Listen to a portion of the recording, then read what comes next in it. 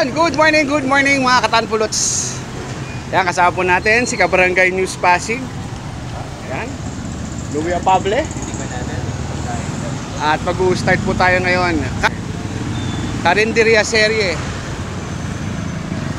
Part 1, kasama ang Kabarangay News Pasig. Andito po tayo sa Santolan at binisita po natin ang Nathan's Eatery. Order po tayo ng adobo na spare ribs, isang upo, nilaga. Sama natin Kabarangay News Pasig. Ay, breakfast muna kami. Stay tuned lang kayo. Yon mga katanpulots, taste test na tayo dito sa Nathan's Eatery, Barangay Santolan, Pasig City. Ay, may order natin nilaga, isang upo, at saka adobong ribs. Taste test muna tayo. Tignan muna natin yung sabaw.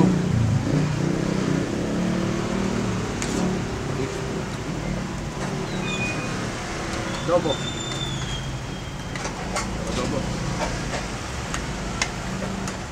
Adobo nila may ano, may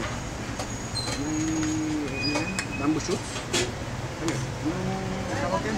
Bulaklak. Yung bulaklak ng ano, parang estopado.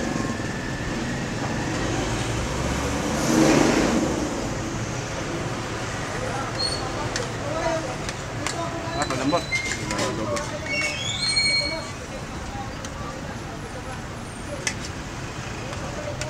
Tama yung ano.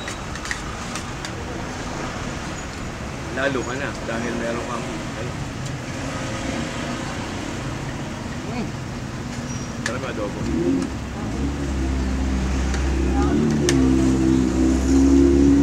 Ano ba kahapon? Sarap dito. Ano, Nathan's Eatery. Punta po kayo dito, Santolan, Pasig. Yun, dito po sa Nathan's Eatery, meron silang wide variety of ulam. Yan, netang puso, adobong sitaw, isang upo, bopis, adobong ribs, buwan, sinkanton, tsaka nilagang baboy. Yan, kasama natin yung mga staff ng Nathan's Eatery. Yan. Ma'am, ano pangalan niyo, ma'am? Joperina po. Joperina, ma'am. Ethel po, Ethel. Ethel. Tsaka si ma'am. Yun. Dito yan, Nathan's Eatery, Barangay Santolan, Pasig City. Kaya sabi na, sarap ng pagkain nila. Punta lang kayo dito. Marami silang ulam at laging bagong luto. Okay, sama natin si Louie Apable. Ito po si Coach Arvin ng Coach ATV. Bumabati sa inyo, magandang araw. God bless you all and peace.